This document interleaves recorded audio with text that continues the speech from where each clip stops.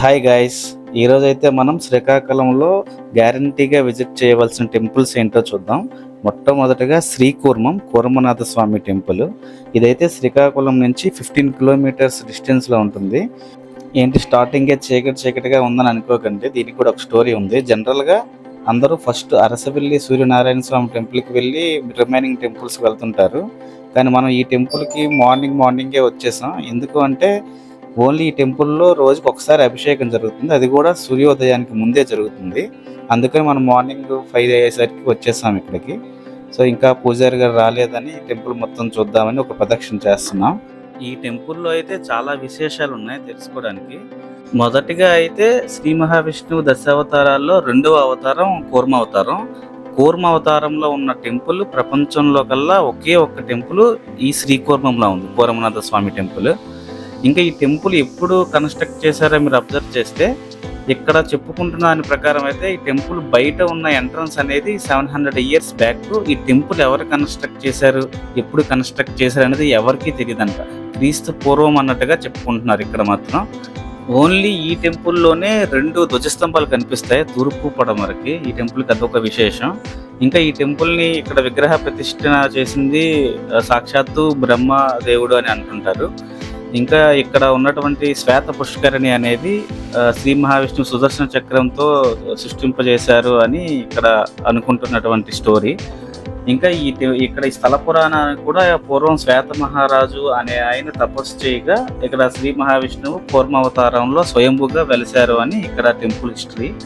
ఇంకా ఈ పుణ్యక్షేత్రానికి మన పురాణాల్లో విన్నటువంటి పేర్లు లవకుశలు, బలరాముడు, దుర్వాస మహర్షి, శంకరాచార్యులు, శ్రీ మహాచార్యులు, వీళ్ళందరూ కూడా ఈ టెంపుల్ విజిట్ చేశారు అని ఇక్కడ స్థల పురాణం. సో మీరు ఎప్పుడైనా ఇటువైపు శ్రీకాకుళం వైపు వస్తే మాత్రం తప్పనిసరిగా ఈ టెంపుల్కి దర్శించుకోండి. దర్శనం కోసం అయితే మీరు ఏ టైంలో వచ్చినా పర్వాలేదు, కానీ అభిషేకం చేయాలి అనుకుంటే మాత్రం డెఫినెట్గా సూర్యోదయానికి ముందే 5 to 6 o'clock మధ్యలోనే వచ్చేసేలా చూసుకోండి. అలాగైతే మీ చేతులతో మీరే అభిషేకం చేయండి. అభిషేకానికి వెళ్తే మాత్రం 3 రకాల పళ్ళు రసాలు, పంచామృతాలు తీసుకొని వెళ్ళాలి. బయట షాప్స్లో చాలా అమ్మేస్తుంటారు, బట్ అవేవి కూడా పూజారి గారు తీసుకోరు. సో ఇది ఒకటి గుర్తుపెట్టుకోండి. సో చీకటితో టెంపుల్ ఒకలా కనిపిస్తే లైటింగ్లో మాత్రం చాలా అద్భుతంగా, చాలా బాగా అనిపించింది. మీరు చూస్తుంటే మీకు కూడా అర్థమవుతుంది.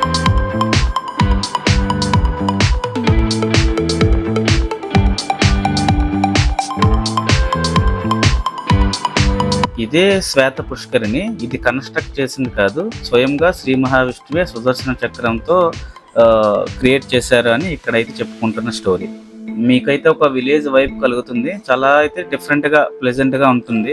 చూడాలనుకుంటే మీకు తాబేళ్ల పార్క్ కూడా ఉంటుంది, అది కూడా మీరు చూడొచ్చు.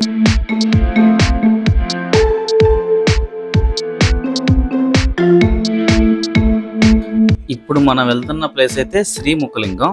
ఇది శ్రీకాకుళంకి 48 కిలోమీటర్స్ డిస్టెన్స్లో ఉంది.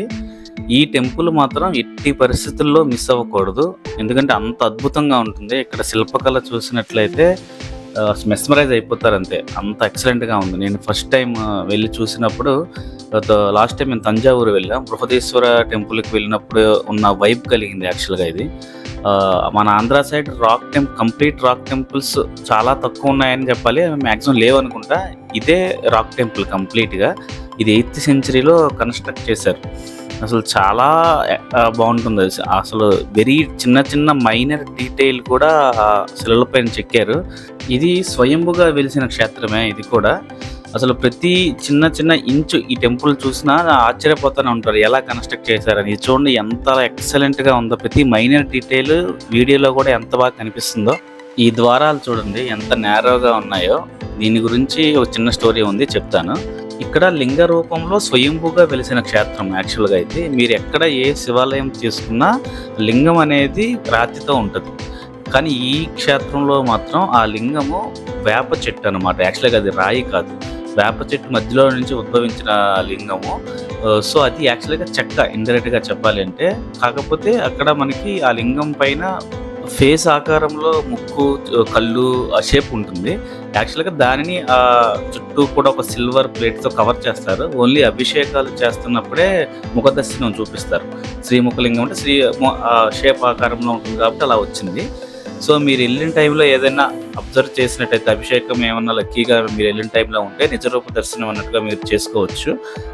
నిజంగా అది ఛాన్స్ దొరికితే మీరు అదృష్టవంతులే. మాకైతే ఆ రోజు మేము వెళ్ళిన టైంకి అభిషేకం లేదు. సో మేము ఇంకా దర్శనం చేసుకుని వచ్చేసాం. ఈ టెంపుల్ మెయిన్ టెంపుల్ ఉంటే మెయిన్ టెంపుల్ 8 దిక్కులు కూడా 8 దిక్కులు 8 లింగాలు ఉంటాయి. ఒక్కొక్క దిక్కుకి ఒక్కొక్క లింగం, యముడు ప్రతిష్ఠించిన లింగం అని, వరుణుడు ప్రతిష్ఠించిన లింగం, చంద్రుడు ప్రతిష్ఠించిన లింగం, అలా 8 దిక్కుల్లో 8 మంది ప్రతిష్ఠించిన లింగాలు మీకు కనిపిస్తాయి. సో అది కూడా మీరు డిఫరెంట్గా ఫీల్ అవుతారు వైపు.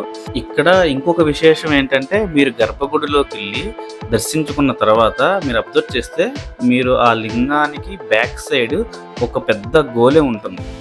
ఆ పెద్ద రాతి గోలెం యాక్చువల్గా అది.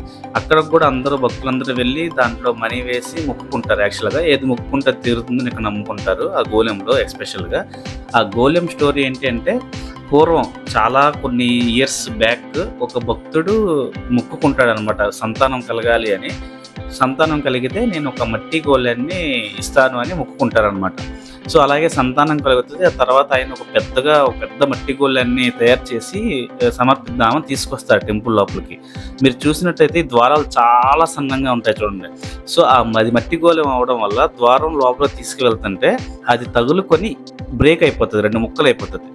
దాంతో ఆ భక్తుడు ఏంటంటే, నేను మీకు ఇచ్చింది, నేను మాట ఇచ్చింది సమర్పించుకోలేకపోతున్నాను అని చెప్పేసి, మీరు ఇచ్చింది మీరు తీసుకోండి అని ఆ పుట్టిన బేబీని కూడా అక్కడ వదిలేసి వెళ్ళిపోతారు. నెక్స్ట్ డే మార్నింగ్కి చూస్తే ఆ లింగానికి బ్యాక్ సైడ్ ఇలా ఇరిగిపోయిన ఈ మట్టి గోళము రాతి గోళంలా మారిపోయి లింగానికి బ్యాక్ సైడ్ ఉండి దాని లోపల బేబీ అనేది కనిపిస్తుంది అనమాట.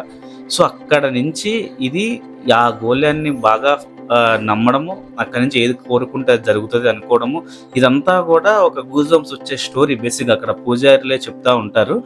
సో మీరైతే ఎప్పుడైనా సరే వైజాగ్ అయినా, విజయనగరం, శ్రీకాకుళం సరే ఎప్పుడు వచ్చినా కొంచెం టైం కుదుర్చుకొని ఈ టెంపుల్ వెళ్ళడానికి మీరు ట్రై చేయండి.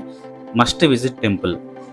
మేమైతే శ్రీకూర్మం దర్శనం అయిపోయిన తర్వాత రిటర్న్ మళ్ళీ శ్రీకాకుళం వెళ్ళి అరసవెల్లి టెంపుల్ చూసుకొని అరసవెల్లి నుంచి మళ్ళీ శ్రీముఖలింగంకి ట్రిప్ వేసాం. మీకు ఎలా కన్వీనియంట్ అయితే అలా చేయండి. డెఫినెట్గా అరసవెల్లి టెంపుల్ కూడా మీరు తప్పనిసరిగా విజిట్ చేయవలసిన టెంపుల్. అది కూడా చాలా ఇయర్స్ హిస్టరీ ఉన్న టెంపుల్, చాలా బాగుంటుంది. సూర్యనారాయణ స్వామి టెంపుల్. ఈ 3 టెంపుల్స్ మాత్రం మిస్ చేసుకోవద్దు.